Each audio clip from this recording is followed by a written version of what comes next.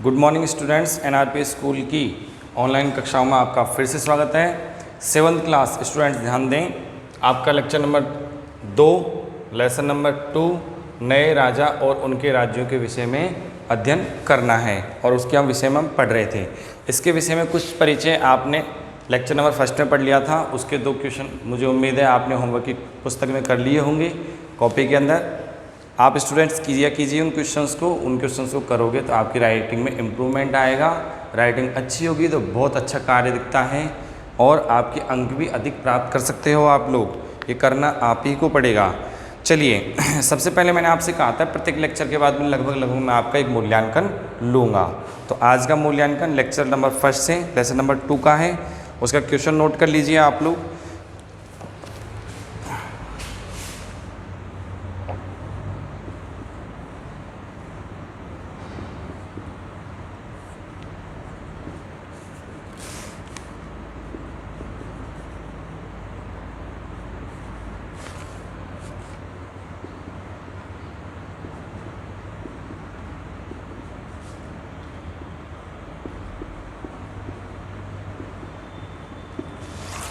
Question है आपका, सामंत कौन लोग होते थे। इसके लिए 2 मिनट का समय लेना है। अपनी रफ कॉपी में या होमवर्क पुस्तक में कॉपी के अंदर करना है आपको। आप वीडियो को पॉज कर दीजिए।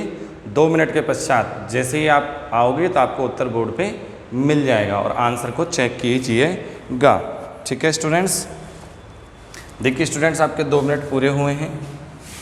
इसका आंसर आपको चेक करना है सामंत। वे लोग जो कि राजा के द्वारा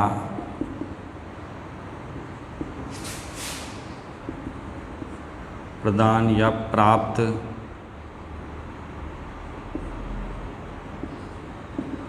भूमि पर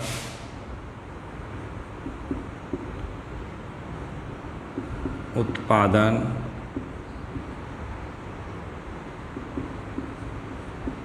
करवाते थे और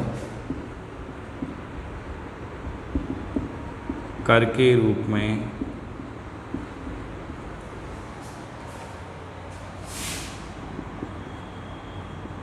राशि प्राप्त करके राजा को देते थे। ठीक है स्टूडेंट्स, 2 मिनट पूरे हुए थे आपके। आपने वीडियो को ऑन किया है।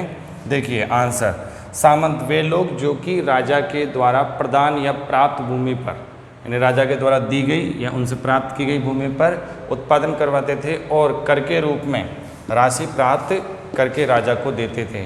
इन लोगों को कहा जाता था सामंत। जिन स्टूडेंट्स ने ऐसा आंसर लिखा है वो 2/2 नंबर डाल लीजिए अपने। जिन्होंने नहीं लिखा है, कुछ गलतियां हो गई हैं, उन गलतियों को आपकी कोई भी गलती हुई उन गलतियों को आप गोला कर लीजिए और उसके अनुसार आप अंक काट लीजिए। ठीक है स्टूडेंट्स, तो आज की कक्षा चालू करते हैं आपकी लेक्चर 2। तो लेक्चर 2 में आप देखिए बात करते हैं नया। तो नए राज्य बन गए थे, सामंतों की व्यवस्था हो रही थी, उनके विषय में देख रहे थे। तो थोड़ा सा अब आगे चलते हैं। तो आगे आप जैसे ही देखोगे तो उसमें थोड़ा सा है। सबसे पहले थोड़ा और परिचय देख लेते हैं। और 7वीं शताब्दी के आते आते 7वीं शताब्दी के आते आते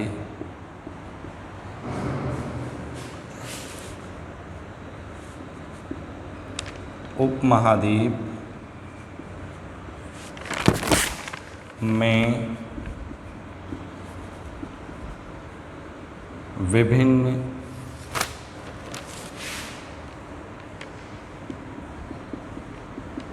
भागों में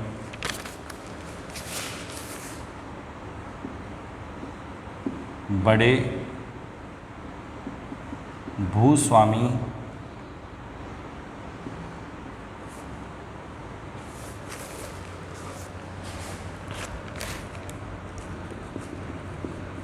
और योद्धा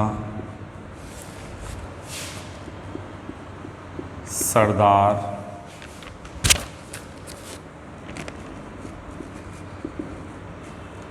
अस्तित्व में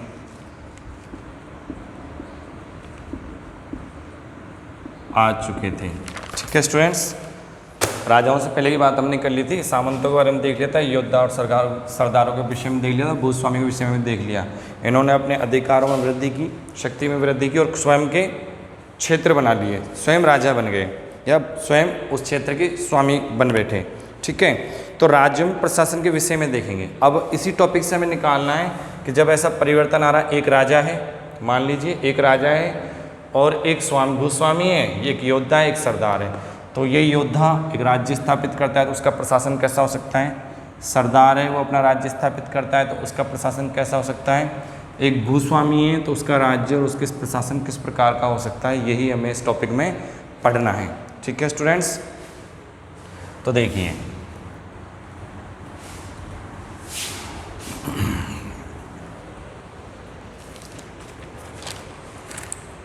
राज्यों में प्रशासन,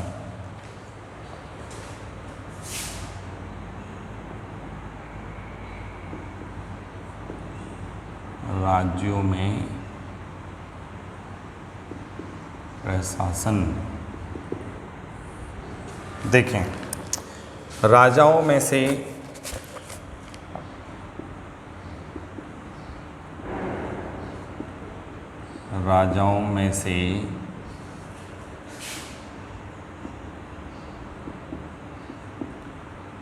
कईयों ने यानी कुछ राजाओं ने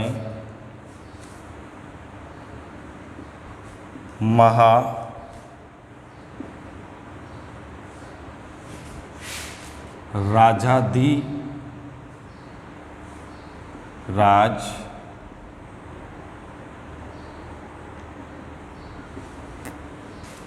इसका मीन्स होता है, ब्रैकेट में लिख देते हैं आपको, राजाओं का राजा। ठीक है, ओके। दूसरा इसी में त्रिभुवन,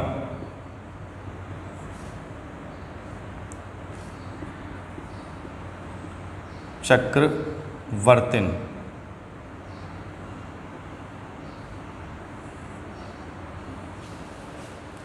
इसका अर्थ होता है तीन भुवनों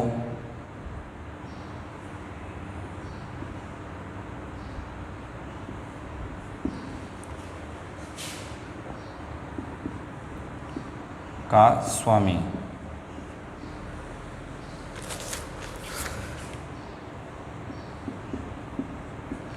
आदि उपाधियां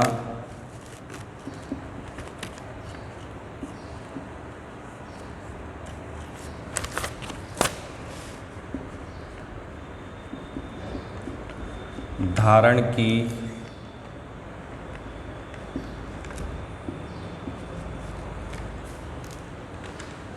इसके साथ साथ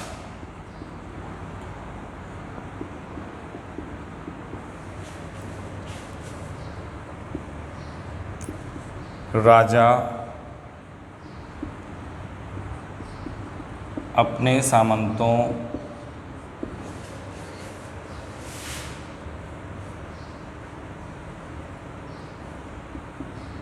व्यापारियों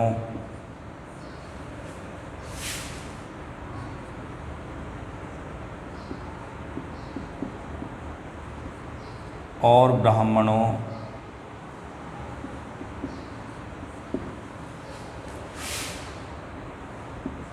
के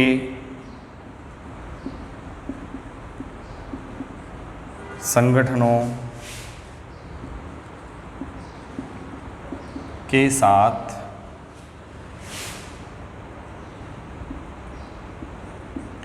अपनी सत्ता या प्रशासन की साझेदारी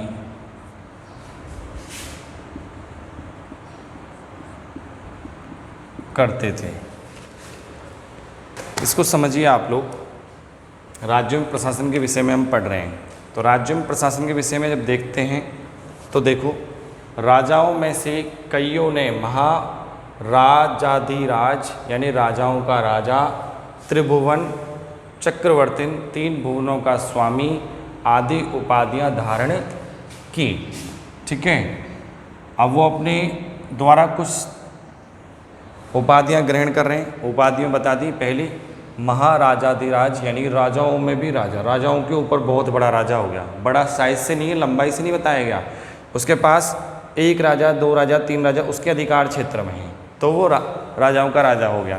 त्रिभुवन चक्रवर्तिन यानी तीन भुवन, यानी तीन भूमियों का हो सकता है, तीन भवनों का हो सकता है, तो उनका स्वामी होना, आदि उपाधियां धारण की। इसके साथ साथ राजा अपने सामंतों, बता दिया, व्यापारियों और ब्राह्मणों के संगठनों के साथ अपनी सत्ता प्रशासन की साझेदारी करते थे, ताकि किसी समय राजा को सामंतों की आवश्यकता होने पर, व्यापारियों की आवश्यकता होने पर या ब्राह्मणों की आवश्यकता होने पर वो अपनी सत्ता को बचा सकें। सामंतों से वो सैन्य शक्ति लेता था युद्ध होने पर, व्यापारियों से करों के रूप में या राजस्व प्राप्त करता था।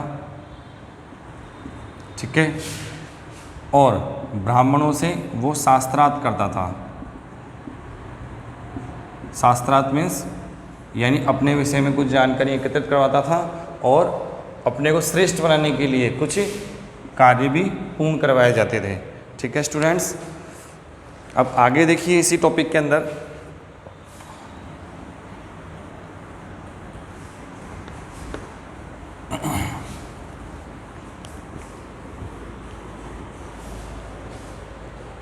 राज्यों में प्रशासन चल रहा है। अब राज्यों में कर व्यवस्था के विषय में देख लेते हैं। राज्यों के अंदर क्या कर व्यवस्था कैसे थी, ये क्या थी।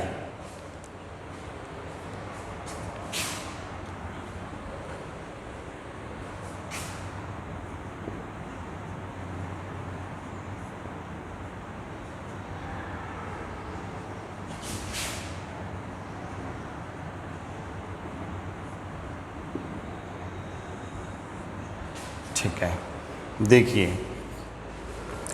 राज्यों में कर व्यवस्था सामंतों या भूस्वामी के द्वारा, सामंतों या भूस्वामी के द्वारा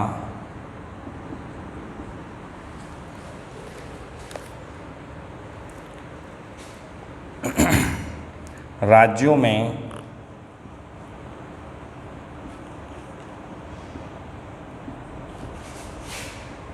उत्पादकों,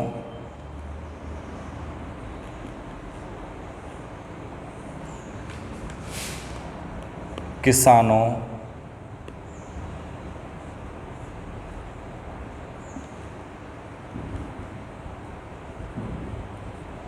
पशुपालकों,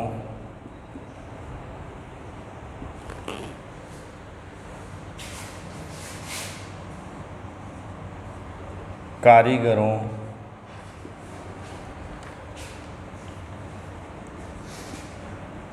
से कर के रूप में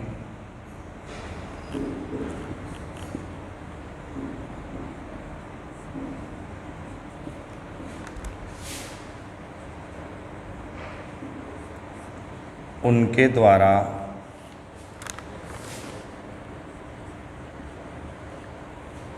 उत्पादित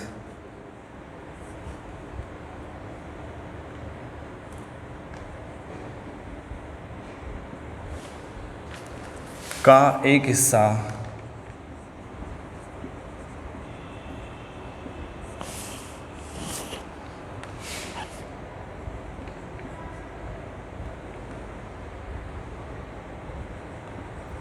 कर के रूप में भूस्वामी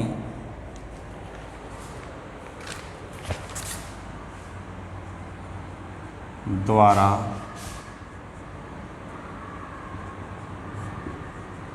प्राप्त किया जाता था।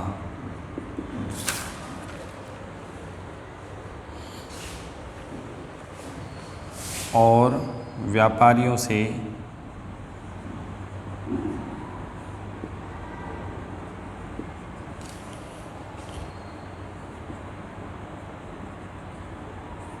राजस्व लिया जाता था। समझ लो इस चीज़ को आप स्टूडेंट्स।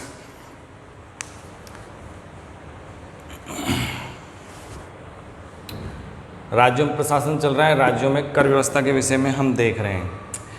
सामंतों या भूस्वामियों के द्वारा, सामंतों के विषय में पढ़ लिया, भूस्वामियों के विषय में पढ़ लिया, के द्वारा राज्यों में उत्पादकों, उत्पादक कौन कौन होते हैं, यानी जो लोग समाज में रहकर, मैं लिख देता हूँ, जो लोग समाज में रहकर अपने कार्यों से नवीन वस्तु निर्माण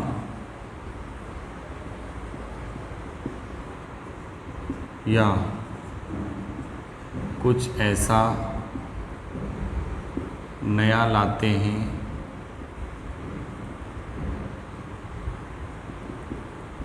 जो कि आवश्यकताओं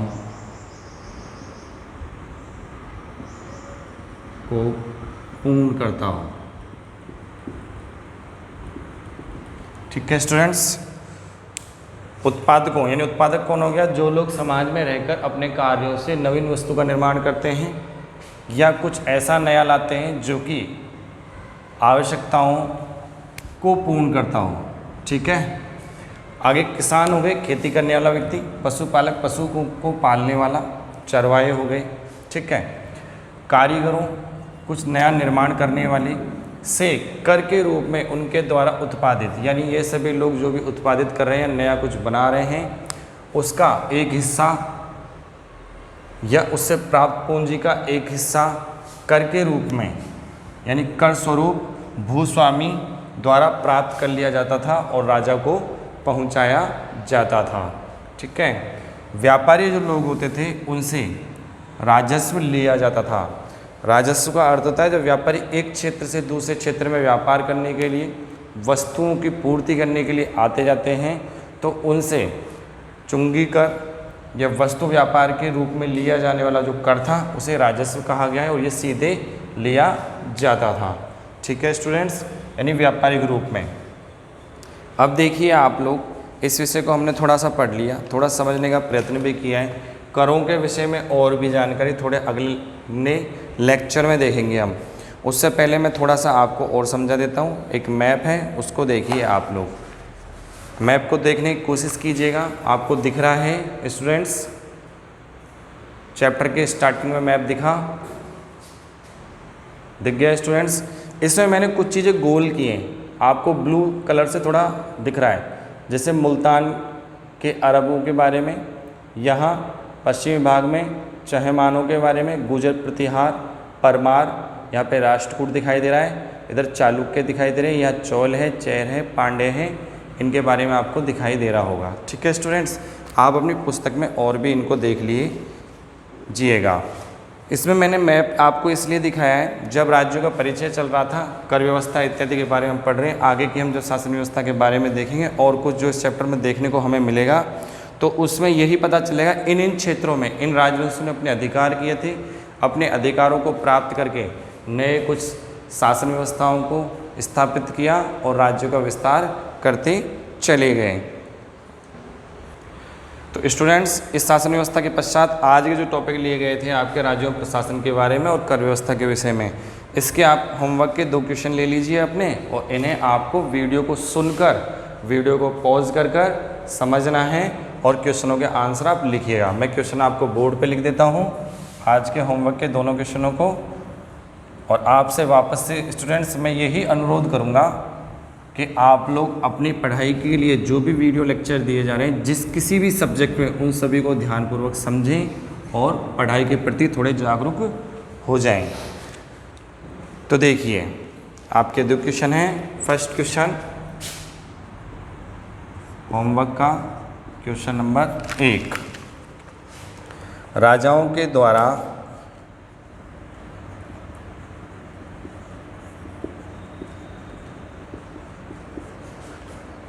अपनी सत्ता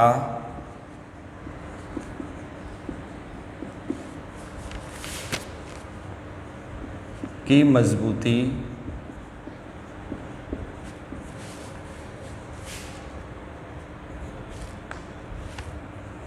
के लिए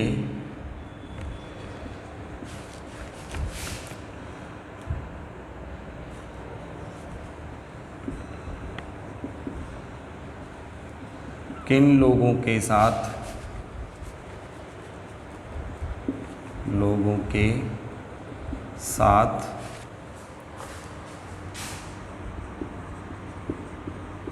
साझेदारी करनी होती थी। क्वेश्चन नंबर 2,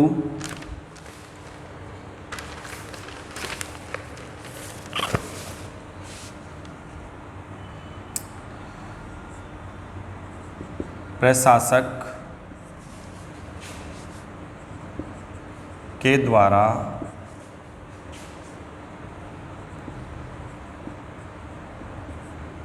राजाओं का राजा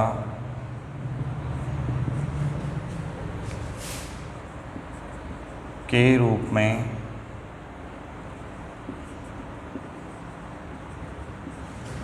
किस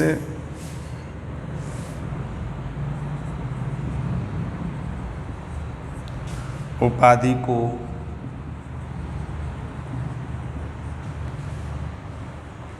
धारण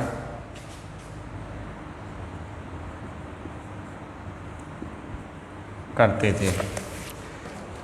स्टूडेंट्स, लेक्चर नंबर 2 के लेसन नंबर 2 नए राजा और उनके राज्य, 2 क्वेश्चन आपके होमवर्क के। पहला क्वेश्चन, राजाओं के द्वारा अपनी सत्ता की मजबूती के लिए किन लोगों के साथ साझेदारी करनी होती थी। दूसरा है प्रशासक यानी राजा के द्वारा राजाओं का राजा, बीच में आया था, इसको इन्वर्टेड कोमा में ले दिया है मैंने, के रूप में किस उपाधि को धारण करते थे, यानी कौन सी उपाधि थी जो राजाओं का राजा से संबंधित थी। लेक्चर 2 समाप्त होता है। लेक्चर 2 के पश्चात लेक्चर 3 आएगा। स्टूडेंट्स, आप अपनी पढ़ाई के प्रति बार बार कहा जाता है थोड़े सजग हों और ध्यान दीजिए पढ़ाई को, लेक्चरों को ढंग से सुनिए। धन्यवाद।